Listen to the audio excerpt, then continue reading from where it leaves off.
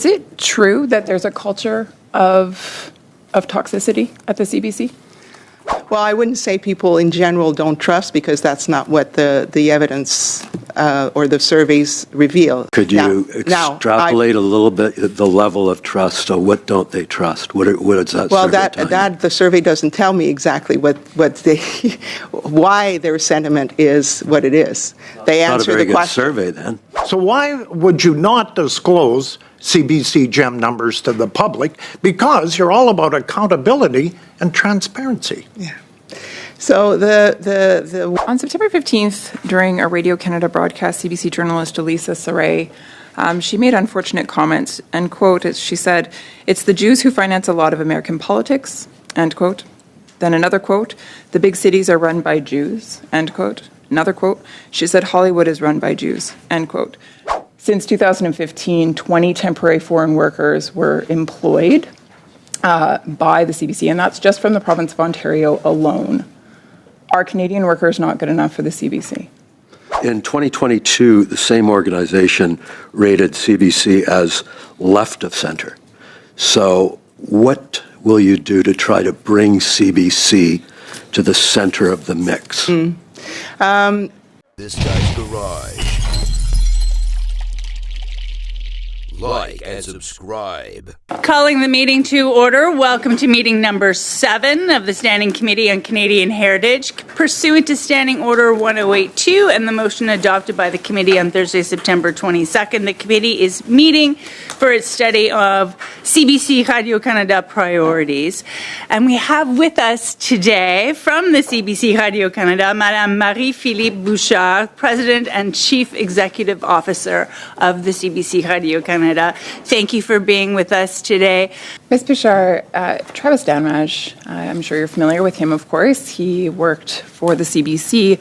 He was the host of the show Canada Tonight. He aimed to give multiple voices and different perspectives an opportunity to share on his show. But unfortunately, due to the culture that was created within CBC's workplace, he was forced to resign. And in his resignation letter, he described CBC's workplace as facilitating a culture of, quote, retaliation, exclusion, and psychological harm, end quote. How do you respond to these allegations?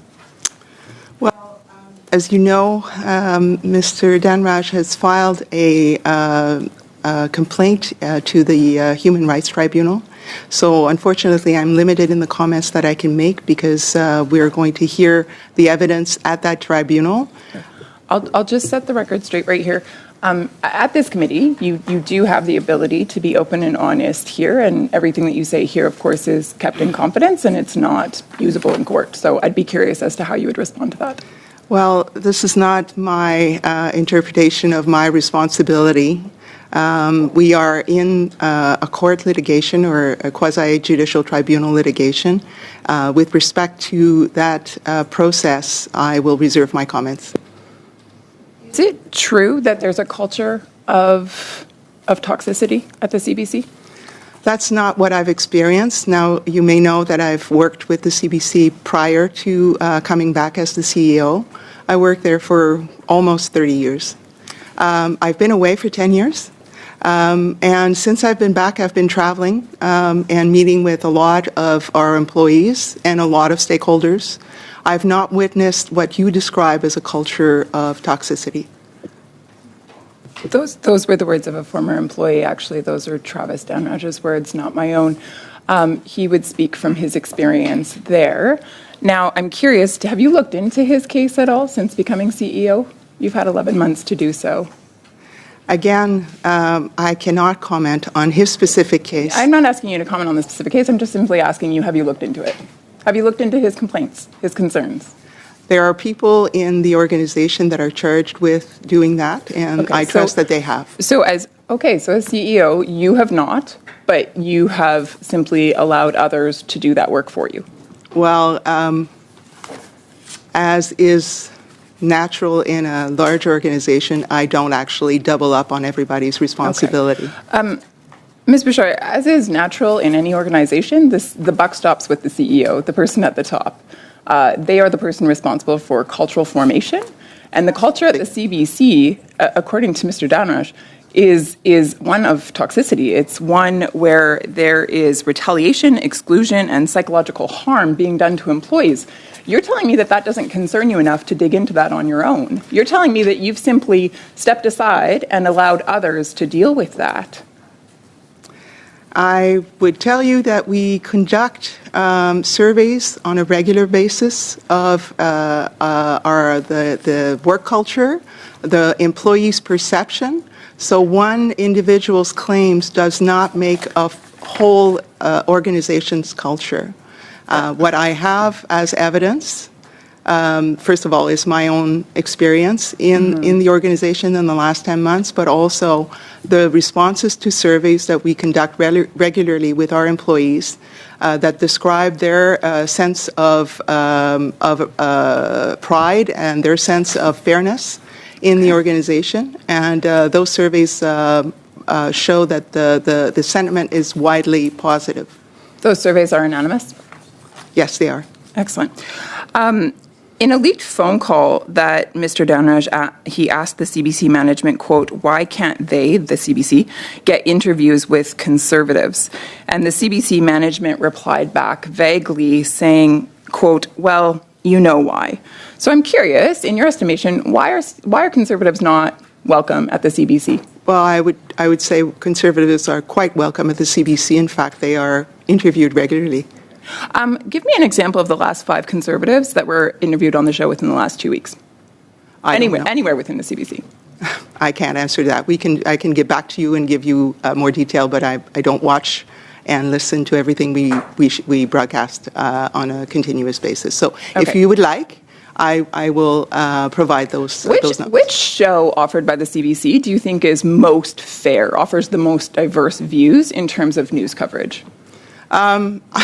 Well, all of our shows are, especially in the news area, are governed by the same journalistic standards and practices.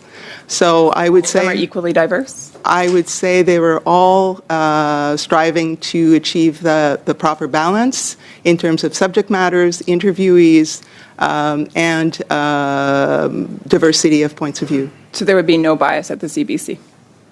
Well, I would say that that's not our policy, that's not our practice. I'm not oblivious to the fact that some people claim there is bias, but that's not how we work. Your perception. What's your perception? You're the head of the organization. What's your perception? My perception is that we are working very hard to try and bring accurate, factual-based news and information to Canadians every day. So no bias at the CBC according to you? No bias according to me. Okay, interesting. Thank you. Canadians, especially young Canadians, are tired of watching politics take precedent over priorities. In a study by the Public Policy Forum in August 23, more than 70% of respondents said that Canada was moderately to severely polarized. More than 45% expected it to get worse over the next 5 years. Some of 25% are very or extremely worried that Canada itself is threatened by these political divisions. So I have 3 questions for you. They are many, so if you'd like to take much of the time, that's perfectly okay. If not, I have other questions, I promise.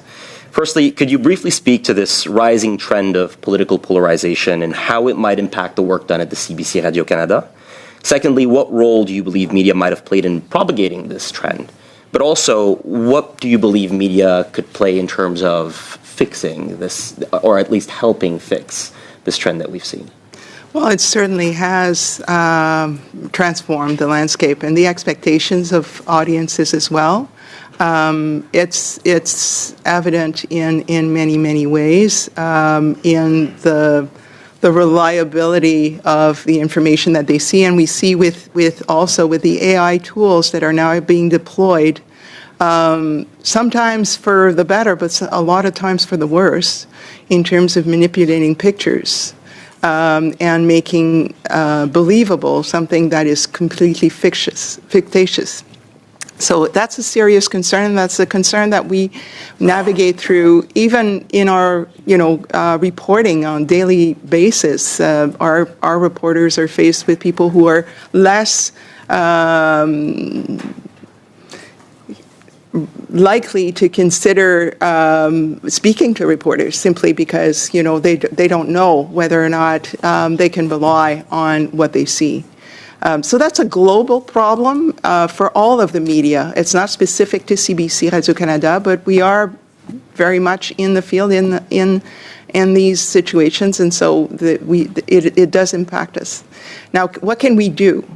So we've already started, and I think we need to expand on that. Invest in media literacy through tools that are available to everyone. So having specific beats of journalists who are explaining how certain facts were distorted by certain sources, so that people develop their own ability to distinguish between fact and fiction and manipulation and disinformation. I think we could, as a media, collectively, and with schools and universities, do a lot more in that area.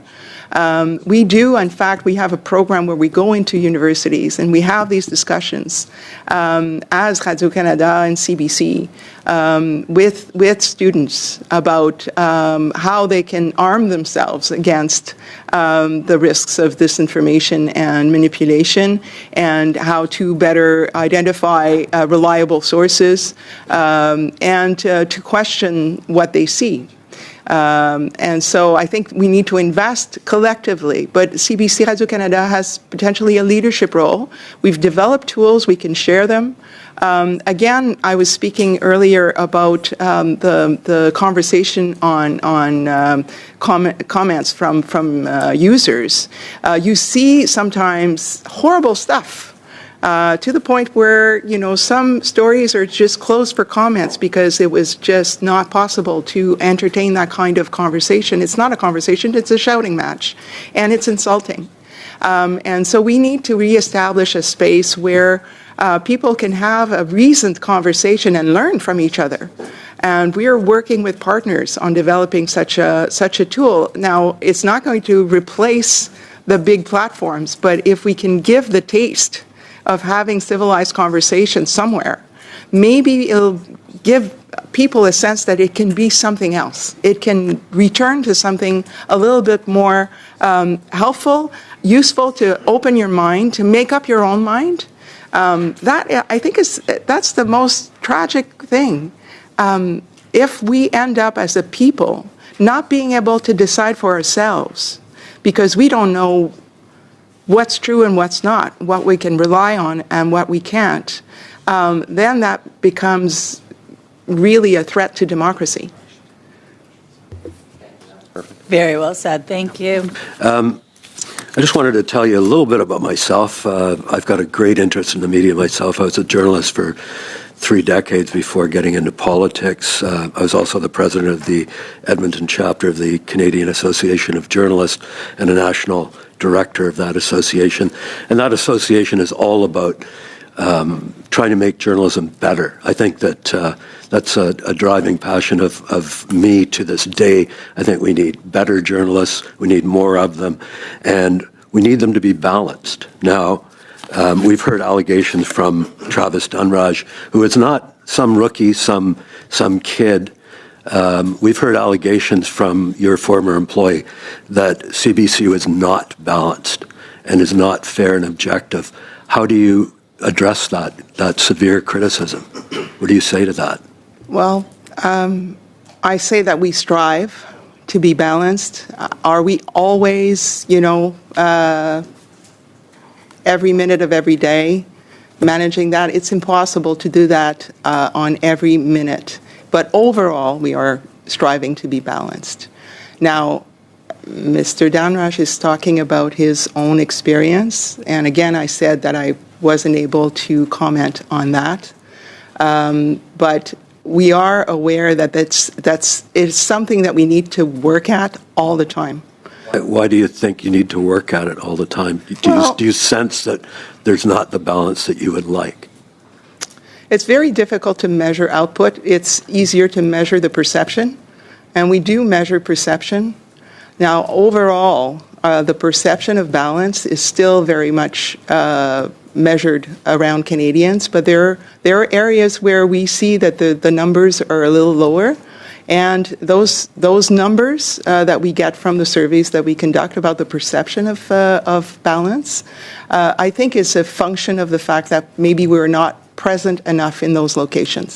So I'm tying it into the local service, right, as a way to create that sense of inclusion, of reflection, that then draws into balance. Is this particular to Alberta? I believe you've had surveys that indicate that Albertans do not. They're not your biggest fans. Well, again, paradox, because radio is very successful, but Alberta and Saskatchewan are areas where we need to invest.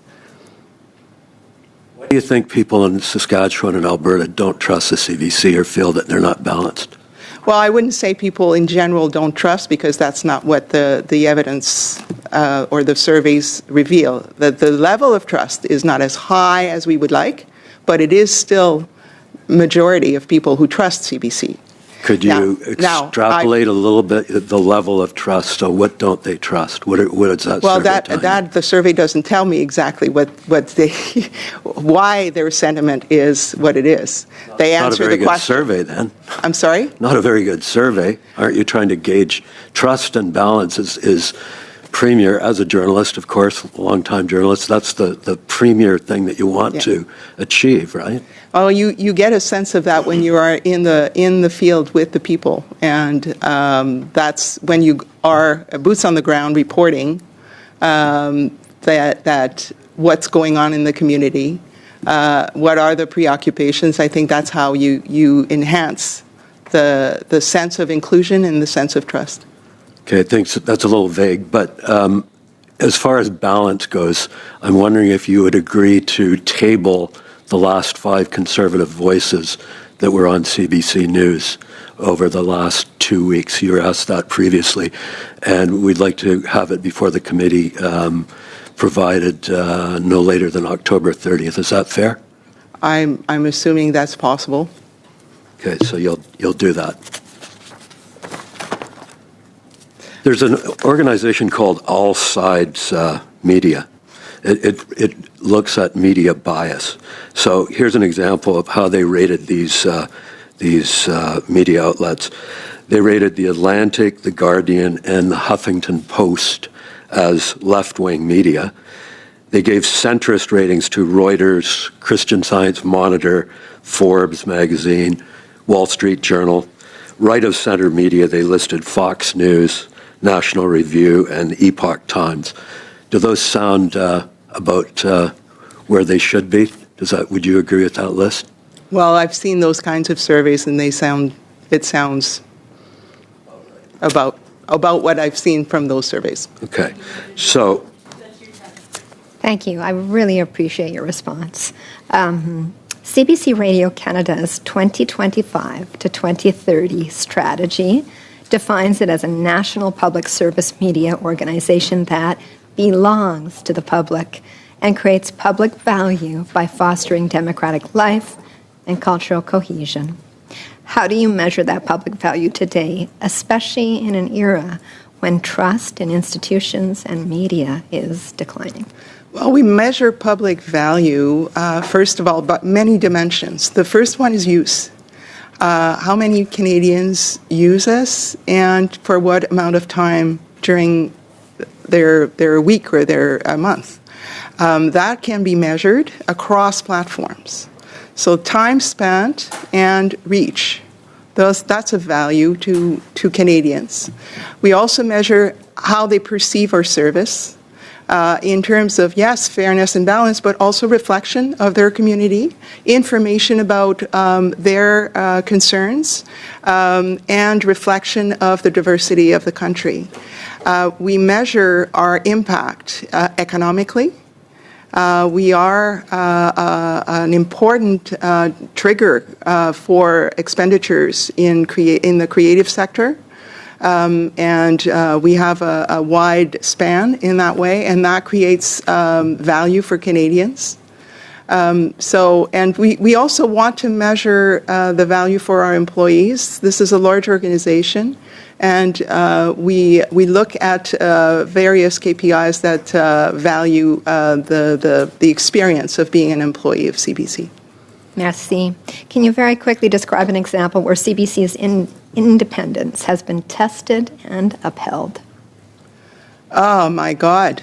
That's my day-to-day life. I mean, because we have, well, first of all, there's the independence of the newsrooms, and our structure is such that we do protect the call and the decision-making capacity of our heads of news, and they are at a distance from other considerations or senior management. We also have independent ombudsmen that can look at complaints from the public about the application or the use of our journalistic standards and practices, and they are completely independent from the newsrooms, and they can give advice and render decisions on whether or not the JSPs, the journalistic practices, were respected in a particular case. So that's another sign of independence and of value to Canadians, because we are creating a framework where they do have a recourse and they can be heard. Thank you, Madam Chair, and welcome again, Madam Bouchard. You know, I looked at your 5-year plan for CBC, and right at top, you talk about accountability and transparency, which is any organization, those two should be on the top. But yet, to date, you've refused to provide any accountability to Canadians by sharing the numbers of CBC GEM. And that's an issue. We talked about it here with your predecessor, Ms. Tate, and she said, oh, it's going well. We got 2 million on and off viewers, but yet the subscribers vary because of the Olympics. They come on, they watch the Winter Olympics, and then they leave. But why aren't you disclosing those numbers on CBC GEM? I mean, your competitor may be Crave from the Bell Media, and they're trumpeting 4 million. So why would you not disclose CBC GEM numbers to the public? Because you're all about accountability and transparency. Yeah. So the way people subscribe to platforms such as GEM or Crave is evolving quickly. Used to be everybody was behind a paywall, and CBC was offering a hybrid model, both with TruTV and with GEM. We were, first of all, with GEM was completely free, and then we added on a tier of subscriber features that were essentially being able to watch without advertising and access to CBC Newsnet. So these are considerations that have play in the negotiations that we have with distributors, with bundling. And these are issues that are discussed under confidentiality when we are negotiating. Now, the fact of the matter is, this is CRTC, which is the body that governs all of the communication, telecommunication, and the platforms, considers this type of information specifically and treats it as confidential. So we have a situation where we've got the Information Commissioner who came to a conclusion, and we've got the CRTC that considers that to be confidential. So we really have a conflict of interpretation. Hiding it. Are you embarrassed about the numbers of CBC GEM? No. Then why don't you come out and just say, here's the numbers that we got? I mean, you started this in 2019, CBC GEM. Mm-hmm. Now you have a 5-year mandate that you released last week. Give us some numbers. Well, I can give you a number, which is 5,300,000, and that's the number of people who've created an account. That's Are not they necessary. paying? No, not necessarily. But that number, the number of people who are paying, is a number we keep confidential for competitive reasons. Yeah, I understand. And it is validated by the CRTC. So we're asking the court to simply reconcile these two interpretations that are contradictory. That's what So how we're doing. much money have you put into GEM in the last 5 years? Do you know that? I don't have that number. Could you bring that number forward? I mean, we had Ms. Tate here glowingly talking about GEM and how it's doing, and we'd like to know how much money you've put into GEM. You have a 5-year commitment here that you released last week. So, I just looked at, you want more children, more newcomers, more youth. You want to get non-users getting involved, and you want dissatisfied users coming on board. Well, how are you going to do that when you're not really accountable and transparency with your numbers? Oh, Mr. Waugh, I think, Madam Chair, I think our accounts are public. There's lots of transparency around how CBC receives and manages public funds and our commercial revenue as well. More transparency than most. Now, specifically on GEM, I'd just like to point out that there's the platform in terms of technology, and then there's the content. Yep. Now, the content is multi-use, right? That's It right. finds its way on various platforms, to use that term. It can be linear TV, it can be on GEM, it can be on third-party platforms. So it's difficult to circumscribe what you're asking, because, Could you do your best for the committee? Bring some numbers in the next couple of weeks while we're asking. The number I can talk to eventually, because I don't have that right now, is how much we've invested in technology. Yeah, But, in terms of content, that would be impossible to determine because of the multi-use of then the just content. give us the And number that that you've invested into GEM. That would really help, I think. It would help because it's one of your growing platforms. As you mentioned, radio, TV is dying. So could you bring those numbers forward? I wouldn't say radio is dying. In fact, we are still very successful with radio. But let me see what I can bring forward. Bring forward. Thank you. I don't listen to all the CBC programs, although I've been listening to Power and Politics while I work out in the morning. And just to let my colleagues know, Larry Brock, Scott Aitchison, Andrew Scheer, Melissa Lantzman, Michelle Rempel-Garner have all been on it since I started listening over the last couple months. So the representation has been there on that one show that I'm listening to. And they did a great job. Your colleagues did a great job on that show. And that's just one show. I am curious about this polarization conversation. I think what's happening now is that the conversation about diversity is becoming about diversity of opinion, diversity of thought. How does that become part of the diversity conversation on the broadcaster? When we think about, this is what I think a lot of members are bringing up. When we think about polarization in Canada, it seems to me that one of the great sources of polarization is actually urban versus rural. And I'm wondering if your, some of the polling has given you a similar sense. And also if maybe some of the centralization that took place over the last 15 years, I noticed that there's a bit of a reversal to this thought. And I wonder if this is an effort to address that rural-urban divide, which I think is probably one of the stronger divides, more so than right-left in Canada, is that. I just wondered if that was some of the thinking. I completely agree, first of all, with all of that, what you said. I've worked with CBC Radio-Canada for a long time, and I've been constantly asked, we would like this. People ask a lot of their public broadcaster, and that's a good thing. That's a good thing. I've always found that to be positive because they feel attached to it. They feel that it's essential to them. They want it to be as good as it can be. And so that's a great motivator for us, the employees, and for me, their leader. To have that sense of connection and of expectation. That pushes us to go further. So that's a good thing. And I think our plan, you'll find, is honest about it. We can do better, and we want to. In terms of rural and urban, I completely agree with you. And when I started in the mid-'80s, I'm old,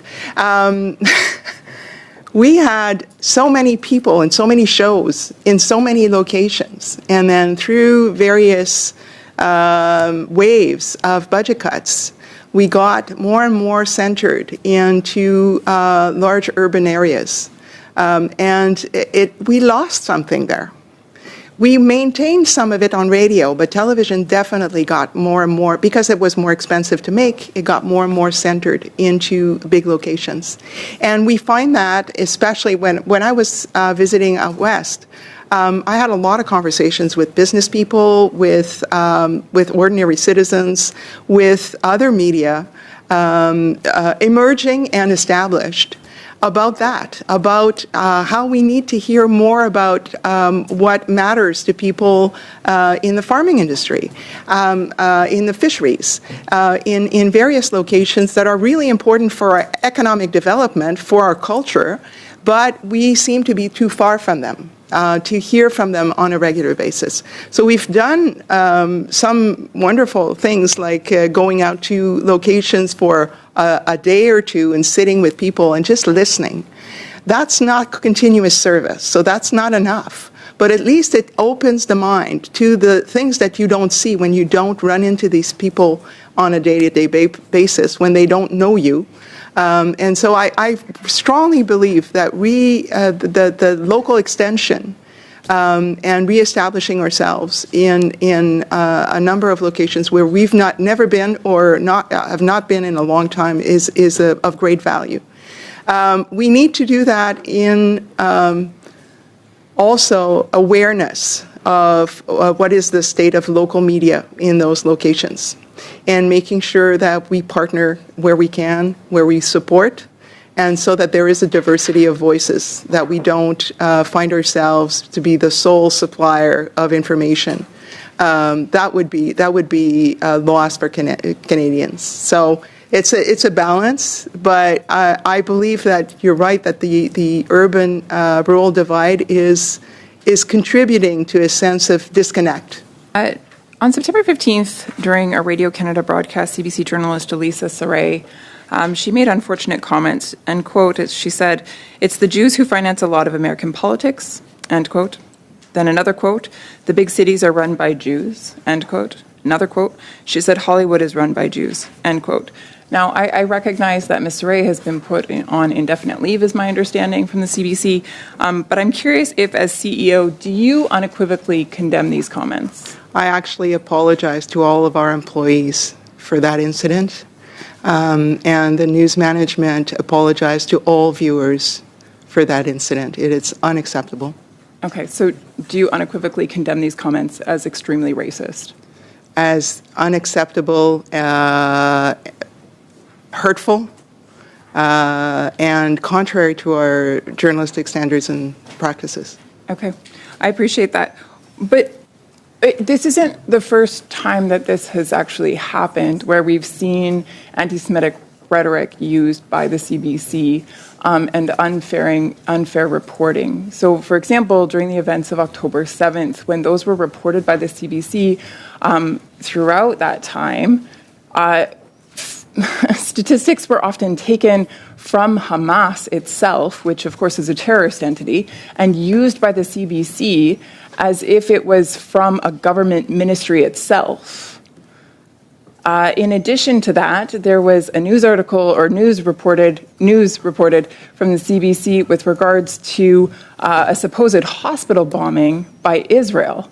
And of course, that was pushed out by the CBC as this alarming, breaking news, only to find out moments later, actually, it was a misguided missile from Hamas, and it wasn't a hospital, it was a parking lot next to the hospital. By that point, you can imagine the hatred and the outrage that had already been targeted towards a vulnerable population that exists here in Canada already, of course, our Jewish community. So it's been time after time after time, and unfortunately, I don't actually have the allotment of time to outline all of the incidents, but this has happened a lot. What are you doing to tackle this anti-Semitic rhetoric that exists within the CBC and its news reporting? Well, if there is any incidence of inaccurate reporting, there is a process. It's called the Ombudsman's Office. We answer an awful lot of questions and complaints, first of all, by news management itself, and then if the complainant is not satisfied with the answer they get, they have full access to the Ombudsman. And this is how we get better.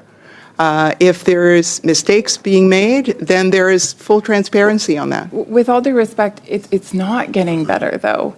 I mean, here we are. This most recent event just took place on September 15th, where, extremely racist, extremely anti-Semitic comments were made on the airwaves. So I guess my question to you on behalf of the Canadian public, and in particular on behalf of the Jewish community, would be, will you, as the CEO of the CBC, will you undertake a thorough investigation to confront this type of systematic racism that exists within your organization? What we do and what we've endeavored to do is to train and support our journalists and our teams to identify situations where statements could be made by third parties, by witnesses, by whatever, and to treat those with care. We try and source our material the best way we can, and to live up to our standards. We are constantly reminding what our standards are. My question is very straightforward. It's just yes or no, and that is, will you do an investigation? Will you make sure that from top to bottom within your organization that there is not, in fact, a line of systemic racism? The answer is we have very robust journalistic processes and protocols. They are examined on a continuous basis for all sorts of potential situations. What I'm hearing from you, with all due respect, Ms. Bouchard, is an unwillingness to do a re-examination. You're stating to this committee that it's okay, everything is fine, you've already done everything that possibly can be, and therefore there's nothing to see here, turn away folks and look elsewhere. I'm asking you if you would dare to take a second look inside your organization. Would you dare to take a second look? Would you dare to do an investigation? I'm sorry, Madam President, that's not what I'm saying. I'm saying journalism is a continuous process of questioning, of revisiting, of challenging, and this is how we live. This is what we do. So we don't have to stop everything to do a full investigation. We are constantly challenging ourselves. So no further insight. I guess what I'm interested in is the relationship between the mandate and ratings, because it's a tricky balance. I think about the cultural program. I think about CBC Radio Top 20. If we're talking about cultural programming, I'm sure it's the same in Radio-Canada. There's always a tendency to want to play American hits because it gets people through the door. I'm sure in television, American sitcoms gets people in, ratings go up. But then at the same time, that doesn't actually speak to why it's publicly funded, why it has a mandate that it does, why it, then all of a sudden it's competing with commercial entities, in major markets on the, let's say, soft rock market. They're playing similar music at similar times. How can CBC lean into the mandate? And what is that relationship like with ratings? Because it is a tricky balance. An old boss of mine used to say, "There's no public broadcasting without a public." So we need to be reaching people, and that's why I was saying reach is a real important factor. How many Canadians do actually tune in to our programming wherever, on whatever platform, even if they tune into YouTube or TikTok, but it's a CBC produced or CBC acquired content, that counts for us. That's a way to touch people. We're not in a race to be number one. Sometimes we end up being number one, and that's a sort of a byproduct of putting out good content that people want to listen to or want to watch. And again, the radio success is all about the local and our ability to be close to where people live and what's important to them. I think in music, I ran Ici Musique on the French side for a number of years with great joy. It's doing incredibly well with a very unorthodox sort of approach to music radio. It's not formatted. It's multi-genre, and it's growing. And so that says something about our ability to mediate between artists and the public and intelligently bringing discovery into their lives. That's a craft, and that's something that our people are really great at. So I think it's a mix of making sure we have moments where we can all feel together. Last Saturday, again on Radio-Canada, was the 400th episode of, oh my God, what's the name of the show? France Baudouin? En direct de l'univers, merci. It was all about the public who were fans of that show. It's been going on for 17 years, and it's a great showcase for talent, for local talent. And we do that. We do that on CBC. We do that on Radio-Canada, and it's not about the commercial value or the mass audience. It's about the feeling together and the cultural experience that we generate. There's did you think that over the years that you've been there, it's leaned sometimes more towards, because there must be a balance. At some point, you know that you can play Beyonce every hour and it's going to bump up ratings, so at what level do you say no to Santana and say yes to? Well, first of all, we've made our music formula to be essentially Canadian. We have the highest volume of Canadian plays of the market. So and also we have a diversity of genres, which is unheard of. But we also have authors. We are a great force behind selling books. Canadian authors through our programs and our contests of Canada Reads and the equivalent in French. That sells books for our artists, for our creators. So we have a real influence in how people experience culture and discover emerging artists, and it's really important. But we also have these moments where people feel together around comedy, around a great show that is iconic to their experience as Canadians. Perfect. Thank you very much. Ms. Bouchard, I guess my question is with regards to temporary foreign workers. It's come to light that the CBC hired 20 positions since 2015, just within Ontario alone, and that these positions were deemed, quote, high wage. Why are Canadian workers not good enough for the CBC? As far as I know, currently there are no such temporary foreign workers employed at CBC. So I don't know the history of the 2015 that you're citing, but right now there are none. Did you see the report that came out? You're unaware that there's any report of temporary foreign workers being employed What I'm by the saying is that my CBC? information is currently there are none. That's not what I'm asking about, is it? Well, I don't know about 2015. I wasn't there. Sure. You're very good at skirting questions and trying to slough them off as if it's up to the last CEO and you're not responsible for answering for the organization anything past the last 11 months. But Ms. Bouchard, you are in this seat. You occupy this title, this role, and therefore the responsibility that comes with it.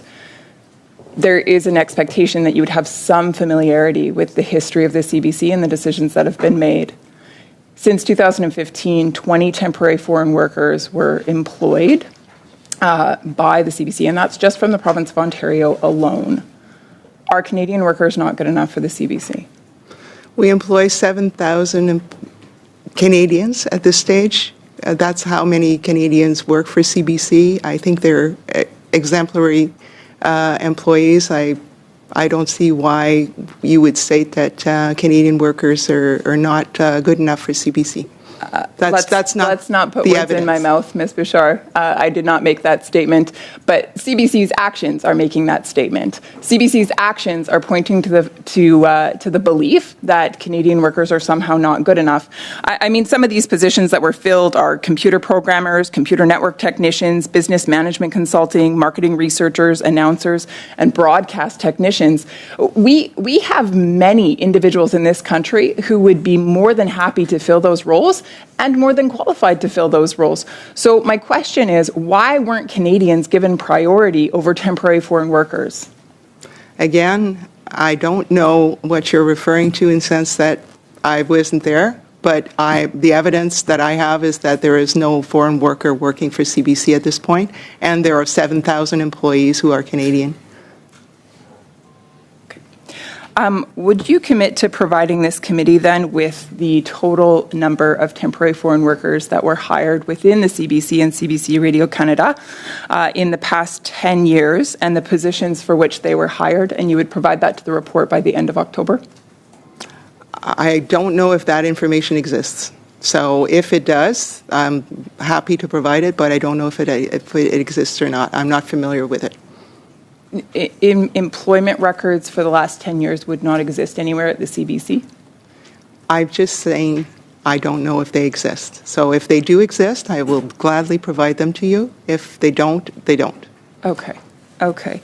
I would appreciate that. Thank you very much. I'm going to pass the floor to my colleague, Mr. Watts. I just wanted a clarification, if you don't mind, Ms. Bouchard. You said the CRTC may consider the subscription numbers confidential, but does it forbid you yourself from releasing the numbers, or is that your decision, and your decision only for releasing them? You're absolutely correct. It's not a ban on releasing information. It's just a matter of what are the conditions under which we are expected to negotiate with distributors. We have discussions with all sorts of distributors for our content, for our platforms, for our apps, and that creates a context where information may not be available to the people you're negotiating with. So your lawyers today went to court trying to prevent the subscription numbers for CBC Gem. So, I mean, you were very active today, your organization, sending your lawyers ahead saying, no, we're not going to talk about subscription of CBC Gem. Why? I restate my answer to your previous question. We are in the market negotiating with providers on a commercial basis for distribution. There's information that is sometimes sensitive in those negotiations.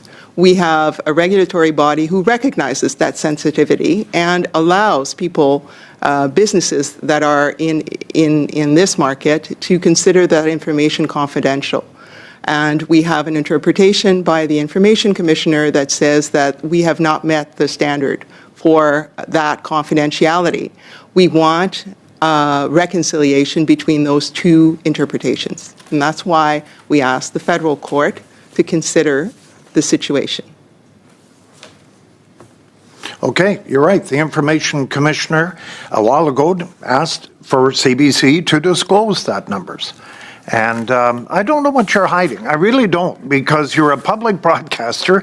You're getting the funds from the public, and you're not in competition with Bell Media, Crave, or any of those. And I know the metrics of radio and TV and digital. I don't see the issue of CBC Gem not saying we own 1,500 subscribers. It's been going on for 6 years. I think that's the least. With your accountability and your transparency that you talk about on the 5-year plan. I gave you a number earlier, which was 5.3 million accounts created. Okay. Accounts are different than subscriptions. I agree. They're different than paying subscriptions. That's your time, Mr. Waugh. Thank you very much. You mentioned AI tools earlier during your excellent response. As you may know, this committee is currently undergoing a study on the impact of technological advancements in artificial intelligence on Canada's creative industries. I'd like to offer you the opportunity to speak to CBC Radio-Canada's perspective on this, the way that it's impacting journalists, the way in which you operate. I'm also interested in knowing what role you believe the CBC and Radio-Canada might be able to play in setting national standards for ethical and transparent AI use. That's a very, very active and interesting question, and I think it's on everybody's mind that is in the creative sector. There's concerns about intellectual property being stolen through AI processes, the scraping that's going on, that's affecting all the media organizations that are deprived of their intellectual property, of the hardworking reporting that they're paying for and they're producing, that is being used to train models. There's concerns about artists being dubbed or having their voice fabricated and them speaking stuff that they've never said. Sometimes to defraud people, that's even worse for their image. There's a lot of scary stuff going on.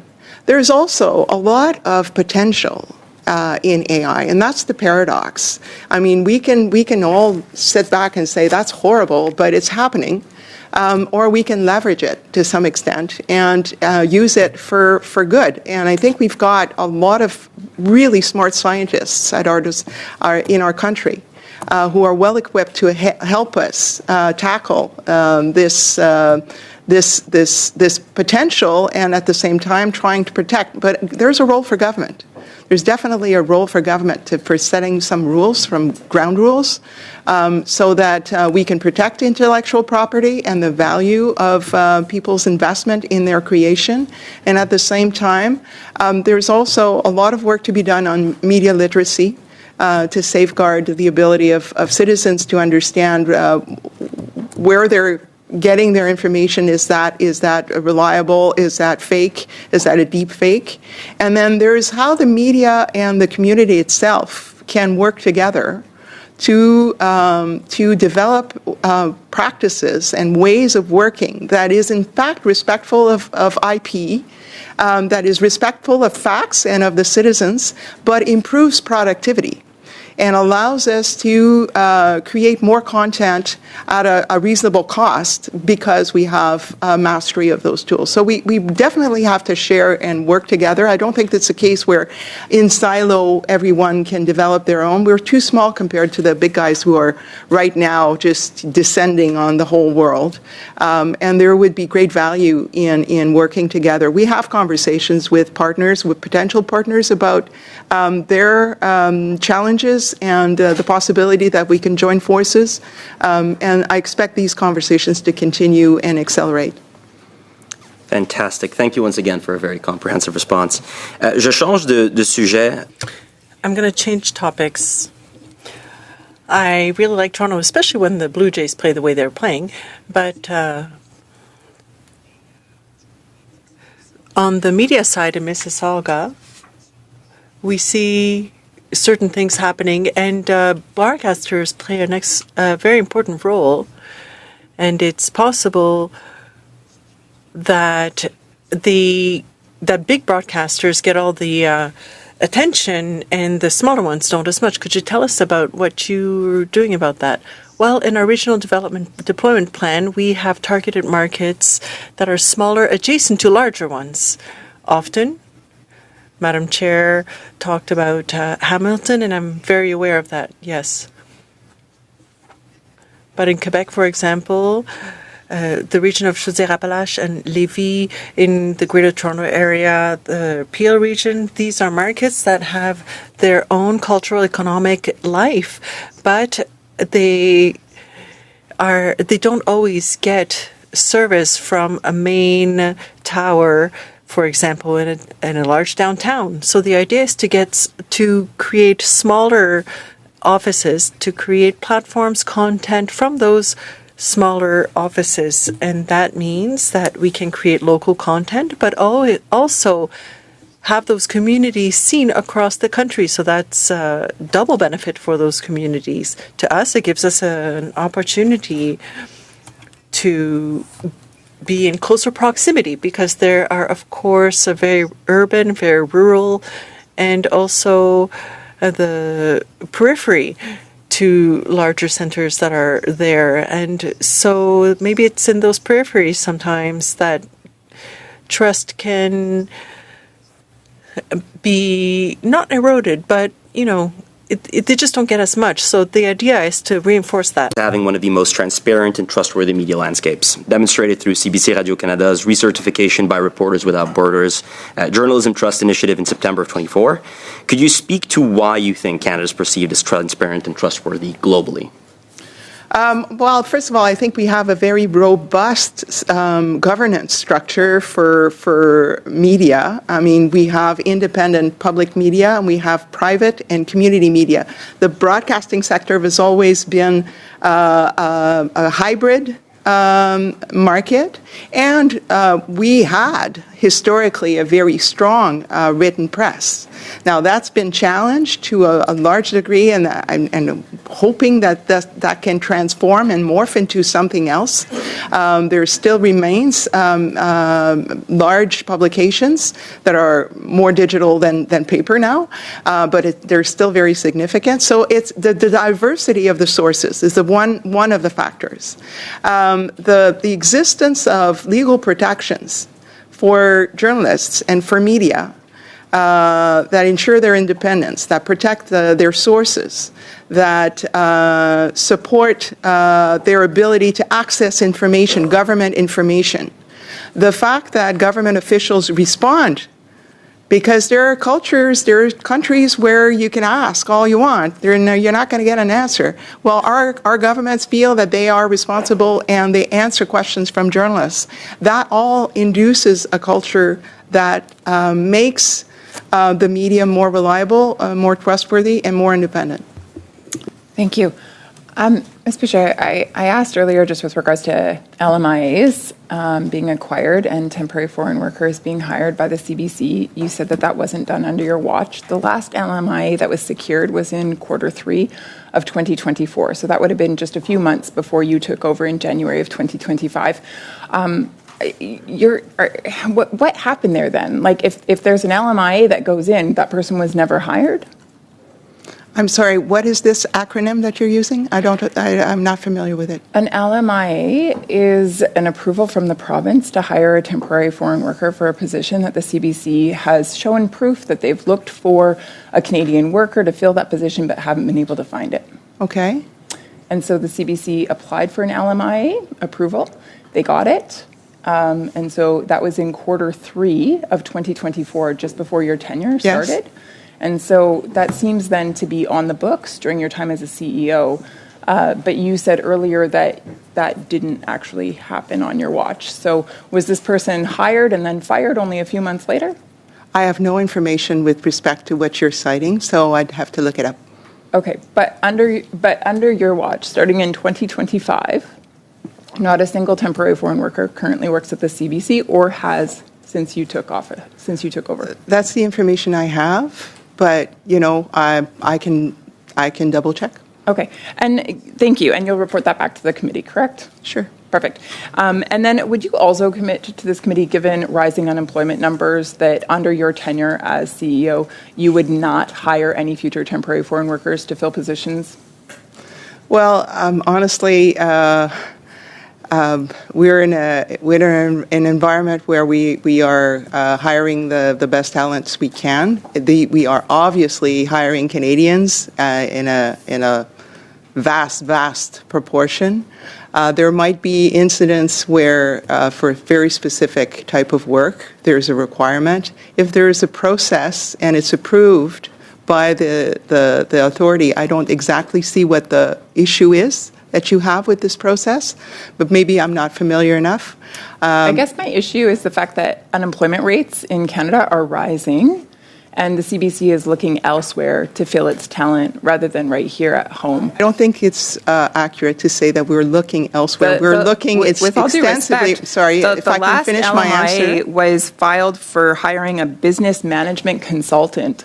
I think there's quite a few of them in Canada.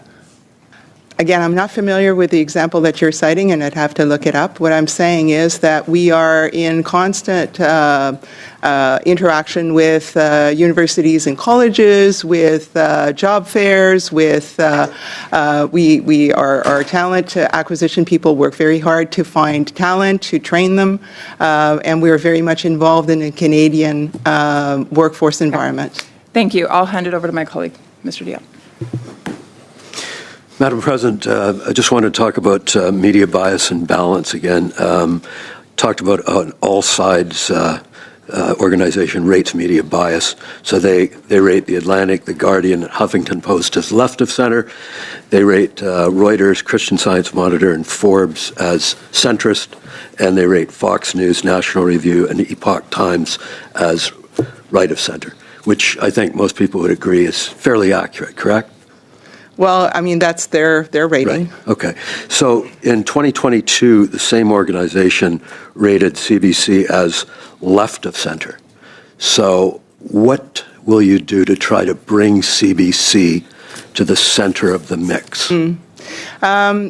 Well, again, we were talking earlier about the divide between urban and rural, and I think sometimes urban issues tend to be considered as potentially more center or more left, and rural issues sometimes considered more center or more right. I think having Organization a per wider se, span. yeah, just this organization per se didn't look at urban and rural. They looked at Understand. straight up bias, I and they understand, found but that I was getting CBC at- is biased. Well, you were asking me what will we do about it, and I Right. was saying that redeploying in more locations in contact with more people in a diversity of contexts will improve our ability to accurately reflect the mood of the country and the various points of view. That's the plan. Yeah. You know, when I've seen a lot of speeches by Pierre Poilievre in Alberta, and the biggest applause line by far is when he says, defund the CBC. Why do you think Albertans are so upset at the CBC that it needs to be defunded? I don't know exactly what the people attending those meetings have in their heart. I've met with Albertans, some of them, obviously not everyone. I've had frank conversations about, what they feel is lacking in our coverage. I've also met people who feel that CBC is absolutely essential. So I think there's a diversity of feelings towards CBC. Can we do better? Always.